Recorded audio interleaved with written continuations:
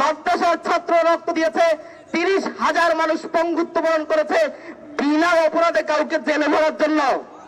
কি বলেন? হাসিনার মতো স্বৈরাচারী কায়দায় কাউকে গ্রেফতার করার জন্য, নতুন করে গুম খুনের নাটক মঞ্চায়িত করার জন্য।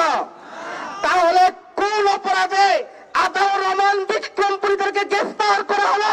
তাহলে কোন অপরাধে আইনুল হক কাসিমিদেরকে গ্রেফতার করা হলো? তাহলে কোন অপরাধে আব্দুল্লাহ মাইমুনদেরকে উচ্চ আদালত জামিন দেওয়ার পরও নতুন করে আবার গ্রেফতার করা হলো? এদেশের তাওহীদ জনতা সেটা জানতে চায়। প্রশাসন যদি স্পষ্ট জবাব দিতে না পারে, আমাদের বার্তা স্পষ্ট, আমরা ইনসাফ চাই, কোরআনের ইসলাম ইনসাফ চাবো। আমরা গণতান্ত্রিক ইসলাম ইনসাফ চাবো না, আমরা সেকুলারিজম পন্থা ইনসাফ চাবো না, আমরা জাতীয়তাবাদী ইনসাফ চাবো না। আমাদের দাবি, এদেশের লক্ষ কোটি মুসলমানের দাবি, এবার আমরা যে ইনসাফের আওয়াজ তুলবো, সেই ইনসাফ হলে কোরআনের ইনসাফ, সেই ইনসাফ হল ইসলামের ইনসাফ, সেই ইনসাফ হচ্ছে নবীর ইসলাম ইনসাফ, সেই ইনসাফ হচ্ছে আল্লাহর দেওয়া ইনসাফ। সুতরাং আমাদের বার্তা স্পষ্ট, এই বিক্রমপুরীদেরকে গ্রেফতার করেছে যারা, বিনা অপরাধে তাদেরকে অতি দ্রুত কালক্ষেপণ না করে মুক্তি দিতে হবে। মানবাধিকার নিয়ে যারা কাজ করেন, মানবাধিকার কর্মীদেরকে আমি বলবো, ওই বিক্রমপুরীর বাচ্চাদেরকে তাকিয়ে দেখেন, তার 7টা বাচ্চা, 7টা বাচ্চার একটা বাচ্চার 10 বছর এখনো হয় নাই।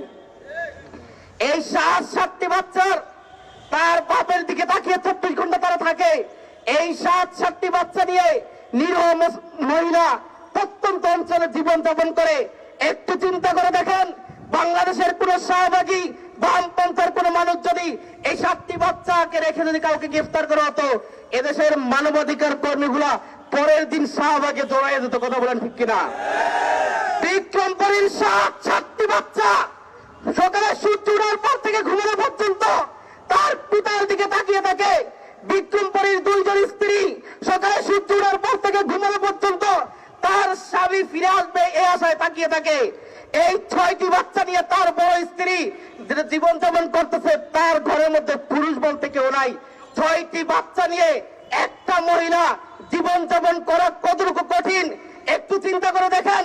হে মানবাধিকার কর্মীরা, আপনারা যারা মানবতা নিয়ে কাজ করেন, তারা একটু চিন্তা করে দেখেন, একটা মহিলা প্রত্যন্ত অঞ্চলে 6টি বাচ্চা নিয়ে একটি পুরুষও তার ঘরের মধ্যে নেই, তার জীবনযাপন করতেছে, কত কষ্টে তাদের দিনগুলো কাটতেছে। আপনারা তাদের পক্ষে কথা বলেন, এই মানবাধিকার লঙ্ঘনের বিরুদ্ধে কথা বলেন।